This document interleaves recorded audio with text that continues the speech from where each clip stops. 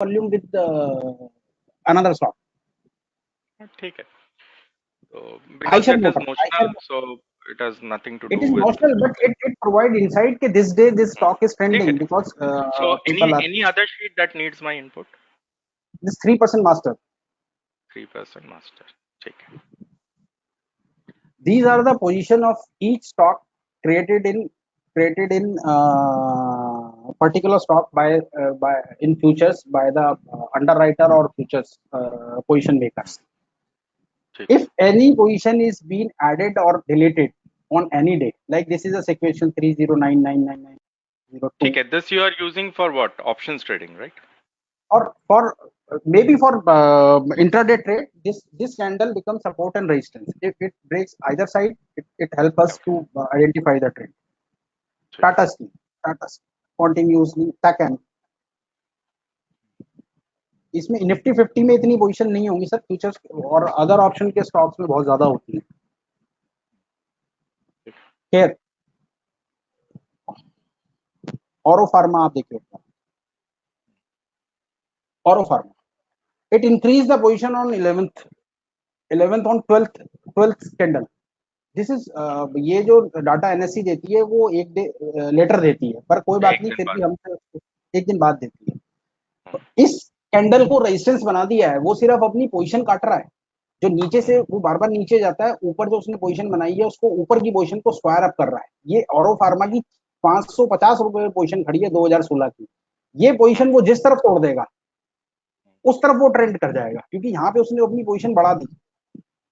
ये यहाँ पे बीएल में देखिए आप, या जैसे जैसे वो पोजीशन बढ़ाता घटाता जाता है, वो वैसे वैसे हमारे को उसका ट्रेंड पता लग जाता है. अरविंद में पीछे बहुत ज्यादा वॉलेटिलिटी, उसने अपनी सारी पोजीशन स्क्वायर कर दी. आजकल अरविंद ठंडा पड़ा हुआ है. लीलैंड ये 140 से पोजीशन खड़ी आ रही है इसकी. ऐसे ये पोजीशन घटती बढ़ती है. बीएमएल यहाँ तक 8 अप्रैल थी, इसने ये बीएमएल एकदम लास्ट मंथ में बहुत तेजी से भागा था, अब वो अपनी पोजीशन कम करने लग गया. तो वो स्टॉक का ट्रेंड बता देता है. 15 16 फिर यहाँ पे 11 फिर उसने नीचे. Anything else? And this index pivot Index pivot ये 3% से पहले वाला, प्रायर टू 3%. हाँ, ये वाला ना. ये इंडेक्स रोज देखने की जरूरत नहीं पड़ती. हमने बेस शीट से डाटा लाके पंच करा, उसको लगा दिया. रोज का हमारे को इंडेक्स का पता रहता है कौन सा इंडेक्स ट्रेंड कर रहा है. वो बार बार इंडेक्स खोलने की जरूरत नहीं पड़ती. तो हम इससे देख लेते हैं कि कैसे कैसे इंडेक्स फ्लोट कर रहा है. ठीक है. देन दिस मंथली ये हुआ है तो उससे आपने उठाया ना कि इक्विटी मास्टर. हाँ, वो इक्विटी मास्टर से बस पंच कर दिया. बेस फाइल में पंच है, वहां से लाके सिर्फ हमको पिवट लगा के रिफ्रेश करना होता है. ठीक है. इसमें जो आप इस्तेमाल कर सकते हैं वो है कॉम्प्रेशन का कॉन्सेप्ट होता है. जब रेंजेस कॉम्प्रेस होने लगते हैं दोनों तरफ से, नीचे से ऊपर और ऊपर से नीचे आना शुरू होंगे, आपस में कॉम्प्रेस होंगे. मतलब ये जो आपको रेंज दिखती है ना इसके अंदर हाई लोज बनने की, जब हाई लोज बनने की रेंजेस कॉम्प्रेस होने लगती है आपस में, तो इसका मतलब उसमें ब्लास्ट हो सकता है, राइट. तो वो मोस्ट लाइकली जैसे ही वो ब्लास्ट करेगा तो वो ब्लास्ट करते ही एक रेंज फॉर्म कर देगा, फटाक से एक रेंज फॉर्म कर देगा इमीडिएट. मतलब इसका जो इस्तेमाल करना होता है आपको, तो वो पहले रेंज को फॉर्म करेगा. रेंज को फॉर्म करते ही उसको रेंज को ट्रेंड की डायरेक्शन में तोड़ देना चाहिए. तो अगर ट्रेंड ऊपर की तरफ है तो रेंज को फॉर्मुलेट करते ही उसको ऊपर की तरफ तोड़ देना चाहिए. अगर वो ऊपर तोड़ देता है तो ये जितने क्या बोलते हैं आपके जो कॉल के अंडरराइटर्स हैं उनको नुकसान होने वाला है. ठीक है. तो अगर उनको नुकसान होने वाला है इसका मतलब वो कैश मार्केट में बाइंग करेंगे. Okay, so that will be a definitive breakout. Compression of range. ठीक है. तो यहाँ पे इस वाले शीट से आप कंप्रेशन कर सकते हैं. ठीक है. Anything else? एक ये मंथली हुआ है प्री ओपन से पहले वाली. प्री ओपन से ये तो आपका आईओ का किसका है? ओपन इंटरेस्ट का डेटा है ना ये. ओपन इंटरेस्ट का मंथली हुआ है. ये इधर डिलीवरी डिटेल के बाद थर्ड शीट इन स्टार्टिंग ये मंथली हुआ. वो तो बेस फाइल है. अब ये हमारे को बता रहा है वो फ्यूचर. आप रिलायंस का खोलिए इसमें.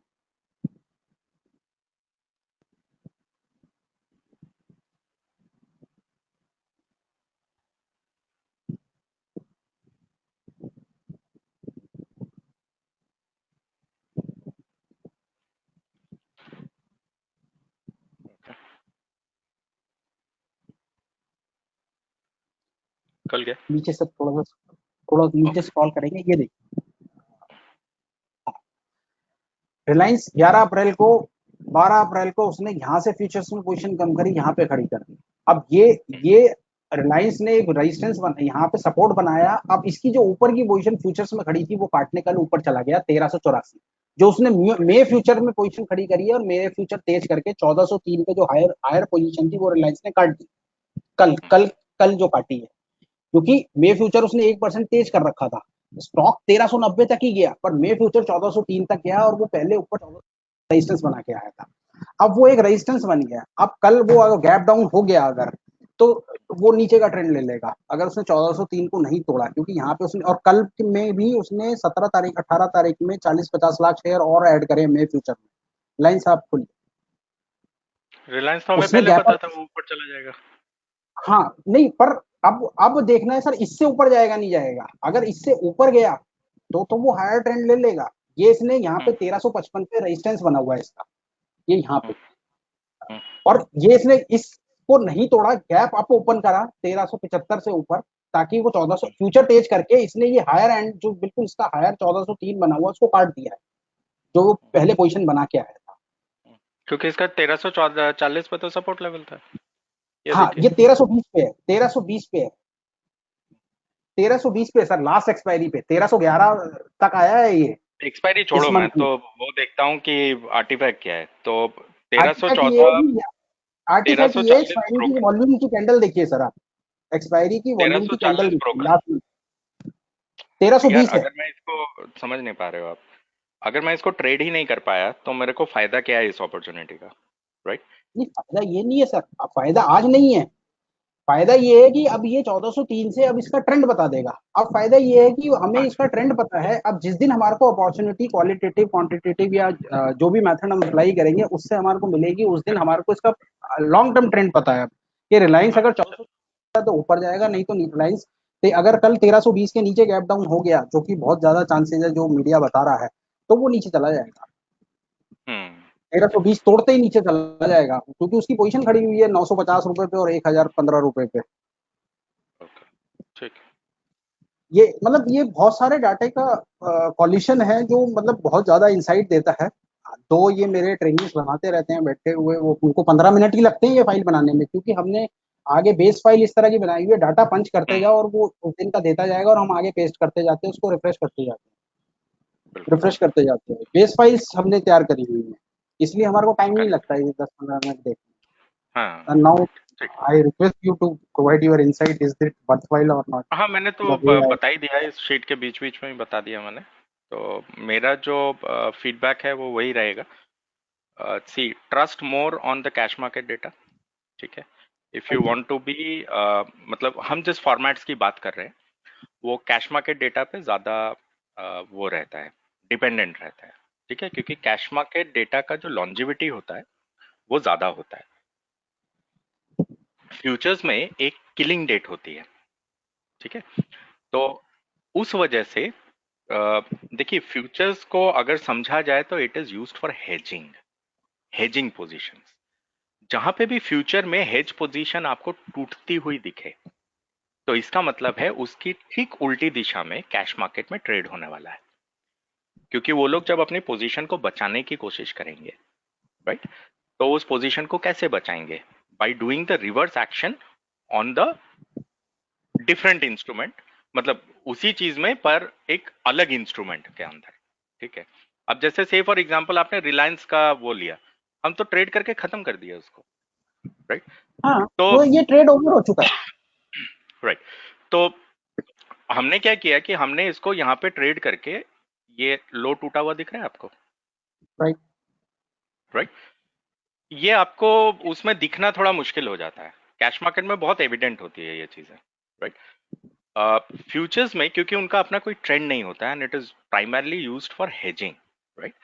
तो इस वजह से ये जो आर्टिफैक्ट है इसको देखना थोड़ा सा मुश्किल हो जाता है वहां पे, क्योंकि एक तो एब्सोल्यूट डिलीवरीज आपको दिखेंगी नहीं, एवरीथिंग इज ओपन इंटरेस्ट, पहले सेलर आता है बायर आता है, हम सभी जानते हैं, right.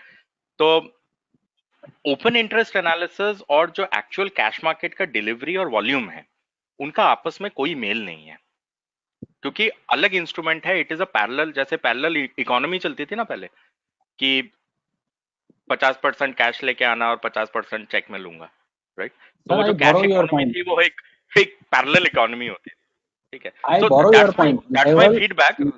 Let's not debate on this because there are others also in the training program. So that's my feedback, ठीक है? बाकी आपके ऊपर है, it is all up to you, right? Okay, let's quickly jump to Prabhakar ji, आप हैं class में?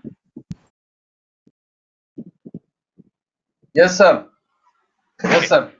तो प्रभाकर जी, आपने ये 3 शीट्स शेयर किया था, PD1, PD2 एंड PD3। मतलब यस सर। आपने उसके नाम अलग थे, मैंने आपके नाम के एब्रिविएशन से उनको सेव कर दिया था। Okay, so this is actually a weekly stack rank. हाँ, ठीक है। तो थोड़ा सा एक्सप्लेन करेंगे, जो आपने पहला शीट जो भेजा था वो ये वाला था। या तो इसमें आपने क्या किया है? ये 12 तारीख का एक इंफॉर्मेशन आपने उठाया है, ये 18 तारीख का उठाया है। जो 12th ऑफ अप्रैल था, 12th of April was a Friday, और या 18th ऑफ अप्रैल जो था वो था थर्सडे। थर्सडे, ठीक है? Sir because 19 was a holiday, तो was it a was a holiday, weekly. Correct, इसके लिए वो वीकली का हो गया ना शीट्स। राइट। तो आपने last trading day of the week of 8 to 12th लिया, और यस, आपने last working day of 15 to 19th लिया, which is 18th of April, right, ठीक है? Right sir. तो दिस इज एब्सोल्युटली फाइन, और आपने आजू बाजू में इसको डेटा वैलिडेट करके आपने रखा है, यस सर। तो मुझे समझ में आ रहा है, ठीक है, वेरी गुड। इसके बाद सर दूसरा था वो डेली का शीट्स था नहीं, इससे निष्कर्ष क्या निकला? सर, जिसमें हमने हमने हमको तो स्टैक्स मिला ना, स्टैक रैंक में जो हमारा टॉपर है वीकली का, हम्म, वो Tata motor, TCS and Coal India है। और ओके, जो लूजर्स है इसमें, या ओके। स्टैक तो के नीचे आपने नीचे ये कौन सा फॉर्मूला यूज किया? यहाँ एलएन है, रिजल्ट के लिए जो LN LN formula. LN LN formula use किया है आपने? यस, अ, और लास्ट प्राइस के साथ किया? हाँ, ठीक है, यस, लास्ट प्राइस के साथ। ठीक है, ठीक है, लास्ट प्राइस के साथ किया है, तो उसको आपने डिसेंडिंग ऑर्डर में प्लेस कर दिया है, राइट? Yes sir. तो मोस्ट लाइकली आपने इसको as a top loser, which is Yes Bank, या यस, और ऊपर से आपने मार्क कर दिया, मान लीजिए Tata Motors, which is the Tata Motors. Biggest gainer of the week, right? या ओके, फाइन। तो इससे निष्कर्ष क्या निकला, मैं ये जानना चाहता हूँ, आपके दिमाग में क्या चलेगा अभी? सर, इसको हम लोग अभी ये तो मेरा वॉच लिस्ट में आ गया। अभी हम ट्रैक करेंगे, अगर वो एक्शन लिस्ट में अगर कुछ उसमें वैसे मूवमेंट होता है तो एक्शन लिस्ट में जाएगा, और उसमें जैसे हमको ट्रेंड मिलेगा वैसे हम लोग ट्रेडिंग के लिए उसको प्रिपेयर करेंगे। गॉट इट, ठीक है। अभी आपके दिमाग में ये चलना चाहिए कि ये जो टाटा मोटर्स है, ये एक ऑटो सेक्टर का स्टॉक है, राइट? Yes sir. और ये जो यस बैंक है, ये प्राइवेट सेक्टर का बैंक है, ओके? यस, तो सिर्फ यस बैंक ही नहीं, आपके जरा वॉच एन लिस्ट में नंबर। पूरा, हाँ, पूरा प्राइवेट सेक्टर बैंक ओके, और पूरा ऑटो एन सेक्टर होना ऑटोमोबाइल। चाहिए, ओके सर। ठीक है? तो ये इसका एक्सटेंडेड आप कह सकते हैं कि इन्फरेंस है कि आपका टाटा मोटर तो ठीक है, ये तो ऊपर जाकर के बता रहा है, ये तो ऊपर चला गया है, मतलब right, it has already, what has to happen has already happened, right? पर टाटा मोटर्स अगर इतना गेन किया है और ये इस समय आपके वीकली स्टैक रैंक के ऊपर आ रहा है, तो ये एक ऑटो सेक्टर का स्टॉक है और ऊपर से 4 व्हीलर का स्टॉक है, राइट? Yes sir. और उसी तरह से अगर यस बैंक ने इतना लूज किया है कि वो स्टैक के एकदम निचले हिस्से में आ चुका है, तो ये आपको इंडिकेट कर रहा है कि इसके अगल बगल के बैंक जो हैं वो सपोर्ट पे चल रहे हैं, राइट? यस और सर। उसी तरह से टाटा मोटर्स आपको इंडिकेट कर रहा है कि उसके जो अगल बगल के जो स्टॉक्स हैं, राइट,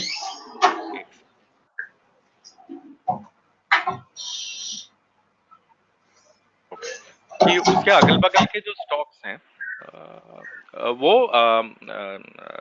सपोर्ट पे चले गए हैं। तो Yes Bank has gone to, मतलब the banking sector has gone to support, and the motors sector has gone to resistance. Resistance. ठीक है, तो इसका जो निष्कर्ष निकलेगा इस वाले शीट का वो ये निकलेगा कि ऑटो और आपका प्राइवेट बैंक अब लाइमलाइट में आ जाने चाहिए। Right sir. अब अगले शीट पे चलते हैं, PD2। ठीक है, इसमें देखते हैं इसमें क्या है।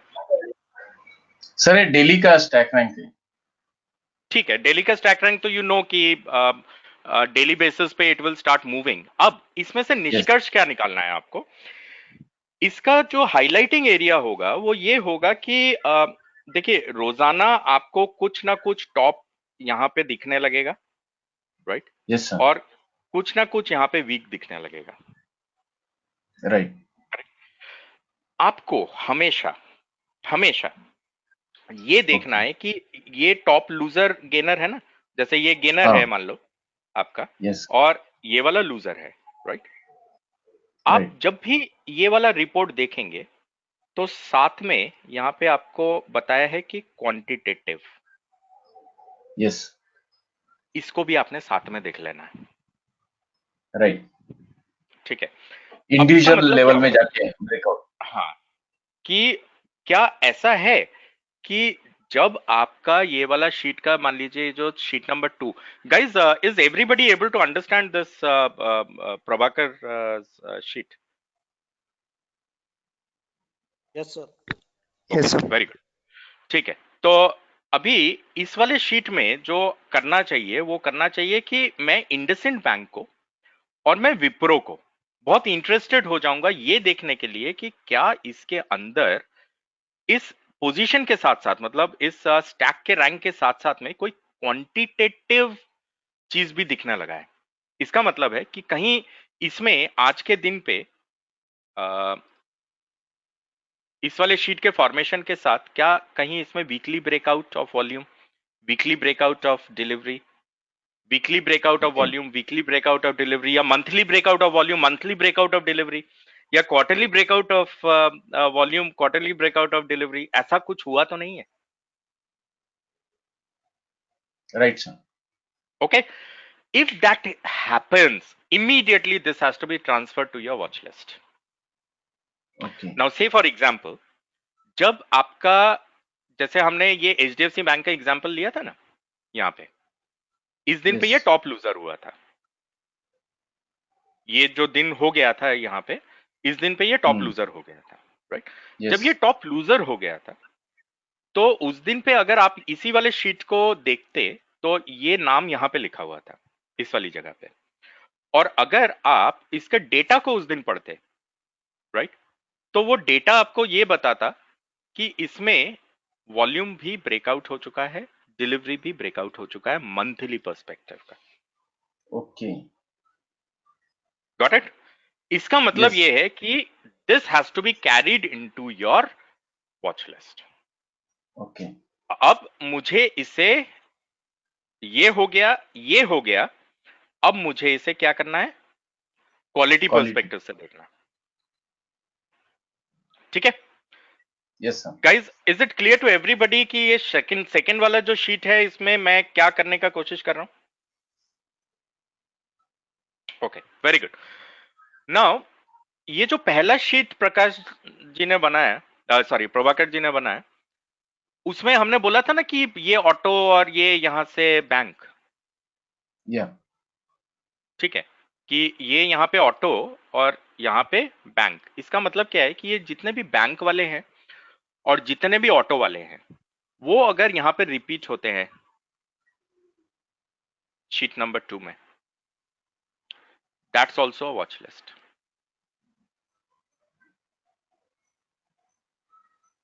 Got it? Yes sir. इंडसेंट दिख रहा है ना आपको, जिस भी दिन का है, वट एवर इट इज, ठीक है, that should also get added to your watch list. अभी हम सिर्फ केवल वॉच लिस्ट को फ्रेम करना सीख रहे हैं, राइट? अभी अगर ऐसा हो जाता है इस वाले जगह में, मान लीजिए कि ऐसा हो जाता है, तो फिर वापस इसी जगह पे गए तो मेथड के हिसाब से वो एक हमने वॉच लिस्ट में उसका एंट्री कर लिया, अब मुझे उसमें क्वांटिटेटिव देखना पड़ेगा, राइट? अब क्वांटिटेटिव देखूंगा तो क्या मतलब है उसका? उसका मतलब ये है कि यार अगर ट्रेंड अपसाइड है, राइट, तो वॉल्यूम इसके बाद, इस इवेंट के बाद अगर वॉल्यूम बढ़ता है और प्राइस ऊपर जाता है तो किस तरफ जा रहा है? ऊपरी दिशा में जा रहा है ना। राइट। और अगर वॉल्यूम बढ़ता है और प्राइस गिरता है नीचे, तो इसका मतलब ये अभी भी मतलब ये नीचे गिर रहा है। वो रेजिस्टेंस पे था या नहीं, इसका मतलब। Got it. तो इसका मतलब अगर प्राइस गिरता है वॉल्यूम बढ़ने से, तो इसका मतलब रिट्रेसमेंट लेग में जा रहा है। Yes sir. ठीक है। उसी तरह से अब मान लीजिए कि रिट्रेसमेंट लेग जैसे ही खत्म होगा और वॉल्यूम के साथ अगर प्राइस ऊपर ब्रेक होने लगेगा, तो ये स्ट्रांग है ना, ऑलरेडी इंडिकेट कर चुका है कि इंटेलिजेंट स्टूडेंट है क्लास का। Right sir. तो अगला सर ब्रेकआउट। ये सेम हुआ है ना 16 में, देखो सर, टाटा मोटर भी एक्चुअली हाँ लूजर में है, वही वही लेकिन उसके बाद में उसने शूट किया है। करेक्ट। तो हमको वही अपॉर्चुनिटीज को उठाना है, क्योंकि देखो जब आप स्ट्रॉन्ग ट्रेंड्स वगैरह में काम करोगे, अब देखिए ऐसा तो हो नहीं सकता ना कि intraday trading becomes the primary business और आप डाइवर्सिफाई ना करो, क्योंकि राइट। आगे चल के जब आपका कैपिटल बढ़ेगा, राइट, तो आपको इंस्ट्रूमेंट्स को डाइवर्सिफाई करना ही पड़ेगा। You don't have a choice, right. Right. तो जब आप इंस्ट्रूमेंट को डाइवर्सिफाई करेंगे, जो सबसे पहली चीज आएगी वो होगी आपके सामने स्विंग ट्रेड जिसको बोलते हैं, मतलब पोजिशनल ट्रेड करना, राइट। राइट। और जिसको बोलते हैं कि ऑप्शंस ट्रेड करना, राइट। तो ओके। इन दोनों ही चीजों में, इन दोनों ही काम को करने के लिए, राइट, ये जो आपका जो हमने बोला ना कि retracement leg and main leg वाला जो या। चीज है, ये आपको हेल्प करेगा वहां। क्योंकि आप अगर ओके। 10 पोजीशंस खड़ा करोगे वहां पे, 8 भी चला, तो आप वहां पहुंच जाओगे जहां का आप सपना देखते हो। ओके। ठीक है। आपको एक्यूरेसी को, मतलब आपको मनी मैनेजमेंट को साथ में लेना है और एक्यूरेसी को इंप्रूव करते रहना है। जो जो गलती होता चला जाएगा उसको रिपीट नहीं करना है। राइट। ओके। तो Tata motor, there are ample scenarios which I have shown. Tata motor, Kotak bank, आपका Zee entertainment limited, HDFC bank, there are tons of others, right, जिनमें कि या। आइडेंटिकली पैटर्न्स रिपीट, मैंने क्या बोला, रिपीटेबिलिटी, पैटर्न्स यस। रिपीट होते हैं इस मार्केट में। ठीक है। तो इससे जो आपका निष्कर्ष निकलेगा वो ये निकलेगा कि ये या ये अगर आपके बड़े टाइम फ्रेम के साथ मैच हो रहा है, राइट, तो उसको ओके। भी आप पुल करके अपने वॉच लिस्ट में ऐड कर लीजिए। Okay sir. ठीक है। अब चलते हैं आपका पॉइंट नंबर 3 जो आपने भेजा है, इसमें क्या है? वो भी सर डेली का ही है। अच्छा, ये मतलब एक्सटेंशन है इसका। ठीक है, डन है। Alright, very good. Sir I am ठीक नॉट है। So good in Excel, but I tried my best. हाँ कोई बात नहीं, ऐसे धीरे धीरे करके ही तो होगा। और बाकी देखिए, एक्सेल में एक्सपर्ट नहीं बनना है, ट्रेडिंग में एक्सपर्ट बनना है। राइट। ठीक है। मतलब हम लोग इतना खो जाते हैं कई बार, हमको लगता है कि ट्रेडिंग जो है वो एक्सेल शीट है, राइट, पर excel sheet is nothing but a हथौड़ा actually, yes. To make that chair. हमको चेयर बनाना है, मतलब हथौड़ा नहीं चाहिए, बनाना है अपने को। राइट। ठीक है। तो एक्सेल शीट 2 घंटे का समय, मतलब आप हमेशा ये मान के चलिए कि whatever time in minutes I have, not more than 2% of the time should be spent on Excel. Okay. इसलिए हम एक्सेल का इस्तेमाल करते हैं, क्योंकि वो फटाफट बता देता है ना। मतलब निफ्टी 50 के सारे स्टॉक को उठा करके अब 5 दिन ये काम करोगे ना, तो एक्सपर्ट हो जाओगे आप, क्योंकि रिपीटेबिलिटी है ना इसमें, एक ही काम को बार बार कर रहे हो ना आप। तो फटफट फटफट करके जो काम करने में शायद 2 घंटा लग जाता है, वही काम 2 मिनट में हो जाएगा आपका। पर right. Excel sheet should only indicate, actual चीज is on the charts and the reports. Okay. ठीक है। तो very good Prabhakar ji, very nice. Okay. Thank you और सर। सबको समझ में आया ना कि इन 2 शीट्स जो इन्होंने भेज दिया है, उसको देख के हमने उसमें से कुछ निष्कर्ष निकलना चाहिए, राइट, वो बहुत इंपॉर्टेंट है। There has to be an output to every work.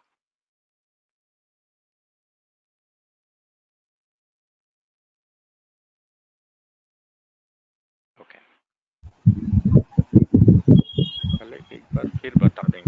हाँ ठीक है सुभाष, मैं बता देता हूँ कि वीकली और मंथली डेटा को कैसे आप निकाल सकते हैं। और एक बार रिपीट कर देता हूँ। So guys, I know it's already 1 o'clock and I promised to finish it by 12 o'clock. But if anybody minds to stay back, तो we have actually completed the content. आपका बहुत बहुत धन्यवाद है इस प्रोग्राम को अटेंड करने के लिए। और मैं उम्मीद करता हूँ कि this the content of this programme will help you in becoming a better trader in future. और आप में से जो लोग वेट करना चाहते हैं वो कर सकते हैं। तो सुभाष जी ने जो मुझे रिक्वेस्ट किया है वो मैं अभी करा दूंगा कि वीकली मंथली डेटा को कैसे करना है। और साथ में भाटिया का एक शीट है उसको भी क्विकली रिव्यू कर लेंगे। सो मोस्ट लाइकली आधा घंटे का समय लगेगा हमें। और तो अगर आप रुकना चाहें तो आप रुक सकते हैं, otherwise thanks a lot for being there. Thank you. Hello sir. Will restart in 2 minutes. हाँ जी सर। हेलो हेलो हाँ जी हेलो कहिए सर। सर कहिए ये सर। जो आपने सब ये अपना डाटा वगैरह का बताया, ये ऐसा कोई साइट है जिसपे ईओडी डाटा आ जाता है जिससे आसानी से पढ़ सके हम लोग? ओके सॉरी कौन बोल रहे हैं, एक बार दोबारा बोलेंगे, नाम आ जाएगा आपका। सर जी योगेश बोल रहा हूँ। योगेश, हाँ योगेश। हाँ योगेश देखो मेरा जो पर्सपेक्टिव है किसी भी काम को हाँ करने का, वो ये हाँ रहता है कि जो काम आपने अपने हाथ से किया होगा ना, उसकी यस जो सर। समझदारी होगी उस डेटा पॉइंट्स की, आपकी जो हाँ हाँ समझदारी होगी उस डेटा पॉइंट्स की, वो बहुत ज्यादा होगी। Did you notice when Rajat was explaining his Excel sheet, क्योंकि वो उसके हाथ से बना हुआ है, he was so passionate about all the data points, right? Yes sir. Correct. यही चीज यस अगर सर। उसको कहीं किसी वेबसाइट में कॉपी पेस्ट मिलता, उसको आधा चीज तो पता ही नहीं होता कि उसमें क्यों लिखा है,